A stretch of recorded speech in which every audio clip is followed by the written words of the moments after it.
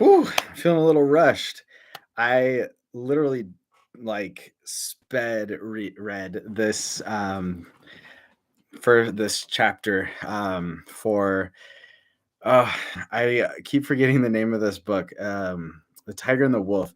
For some reason I keep wanting to say other animals. I don't even remember now. Um, but anyway, I was I forgot to read. I was just like, whatever, it's just alive. I don't have to do anything. Yeah, I've got to read the chapter. So I have read it though. Um, so um I man, I wanted to pull up the blurb because when I first read the blurb, I wasn't sure if I was gonna like it or not, so I wanted to talk about that for a second. Um, and I'm probably gonna butcher these names. Manier's, I don't know if that's Manier. I think it is. Manier's father is the Wolf clan's chieftain, but she's an outcast. Her mother was queen of the Tiger, and these tribes have been enemies for generations. Manier also hides a deadly secret. All all can shift into the clan's animal form, but Manier can take on tiger and wolf shapes. She refuses to disown half her soul, so escapes, recruiting a prisoner of the wolf clan in the progress. The killer, Broken Axe, is set on their trail to drag them back for retribution. Manier's father plots to rule the north, and controlling his daughter is crucial to his schemes. However, his other tribes also prepare for strife. Strangers from the far south appear too, seeking allies in their own conflict. It's a season for omens as priests foresee danger and a darkness falling across the land. Some say a great war is coming, overshadowing even wolf ambitions. A time of testing and broken laws is near, but what spark will set the world ablaze? I think just I even just reading this blurb, I felt kind of iffy about this book, and I think the big thing is the outcast. I don't know why, but I just don't feel I don't know. I just don't feel interested in outcast kind of characters. Um, and I feel like a lot of times it's because they're like their way of being is very much like, oh, I'm an outcast in so many of these books. And maybe that's like a little bit more intensely a YA thing because now that I'm thinking about it, I really like The Witcher, and The Witcher, like the character of The Witcher is kind of an outcast. So I'm not sure. But that's how I was feeling when I got into the first chapter. So the first chapter, for those of you who haven't read it yet, it opens up following her father actually, which I think his name was a Crit. Um, but so I wasn't sure at first because I actually had forgotten the um kind of the different aspects that the blurb talk about, but I was like, is this a wolf or is this a man? Because um they some of the way they talked about they described his actions and talked about the world were as if he was a man and also as if he was a wolf, which makes sense because they're shapeshifters, but from the get-go, I wasn't quite sure what was happening. Let's see. Cecilia says maybe we can all relate to the outcast feeling, so it's a bit of a trope. Yeah, I do feel like we can relate to outcasts, at least lots of people can. Um, but yeah, sometimes it does get tropey as well.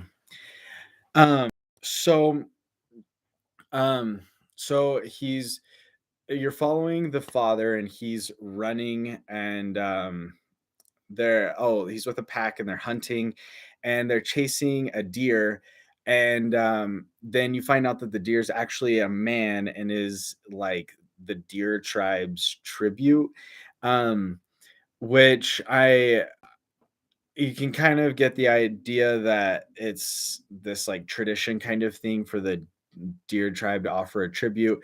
But there are definitely some politics that I am not understanding. And then you jump to, oh, and you've also find out that the dad basically thinks his daughter is trash, and wishes he had a son and that kind of stuff.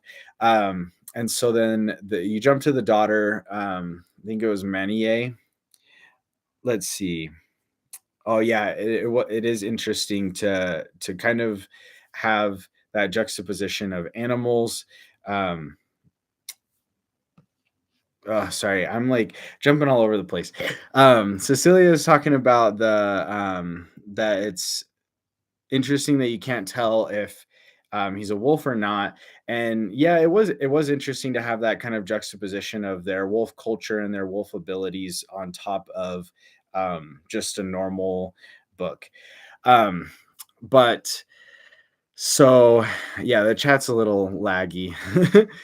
um, oh, I totally lost my train of thought. Oh, you jump to the daughter, which her name is Manier, and I don't really know what is going on with her. And I feel like I am kind of leaning towards not really being interested in this story because she's just like not only is she an outcast, you don't really in the first chapter really get why, and I'm relying on the blurb, and she's just like in her house by herself, and she talks about how she has this tiny little window that she can't fit through, and it makes it sound like that she can't leave. And then somebody comes to check on her and is like, why aren't you out practicing with everybody else? And so I didn't really understand her really at all.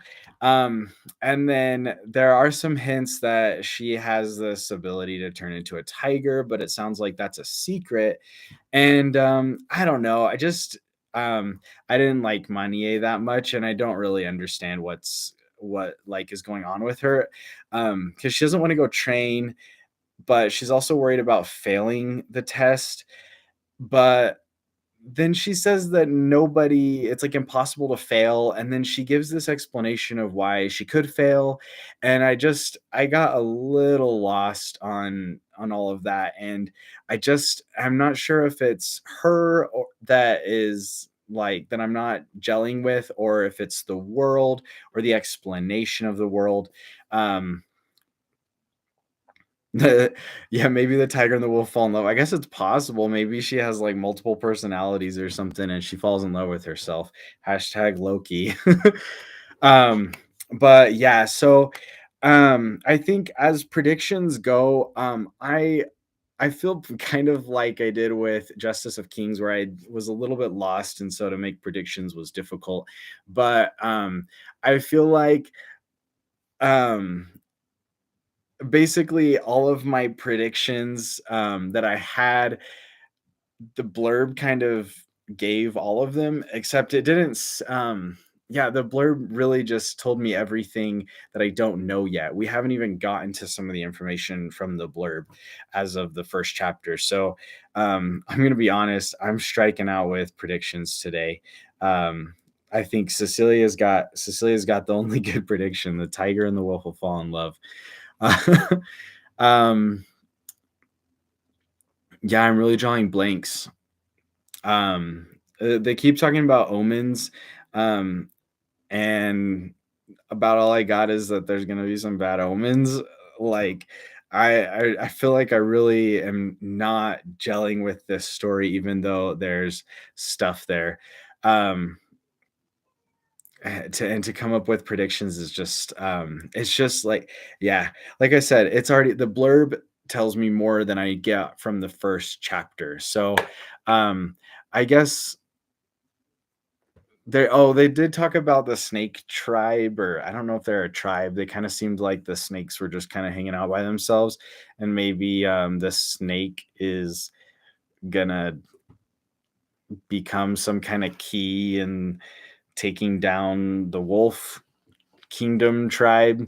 That's my one prediction. Sorry, guys. Um, Yeah.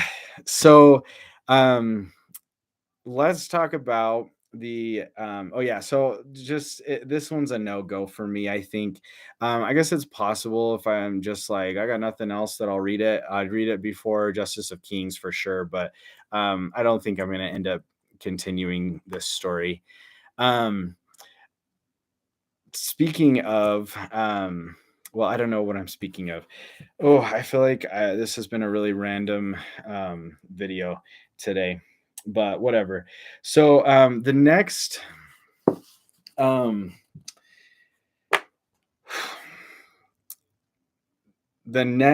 live, the next first chapter predictions. After this one, you might not ever want to watch another one, but the next one is going to be the Kings of the Wild. It's backwards, but whatever. I've been wanting to read this one for a while, and so we're gonna check out and see if the based on the first chapter, if this one is a go or a no. And that's going to be next Wednesday. I left a link in the description below if you want to check it out with me. I wrote down the date, May. Can't read my writing. 3rd, 7th, 4th, May 4th. May the 4th be with you. I should in Star Wars, but I didn't. So anyway, hopefully you guys can make it to the live next week for Kings of the Wild. And if not, check out the video later when when the live's over. And I will catch you guys next time.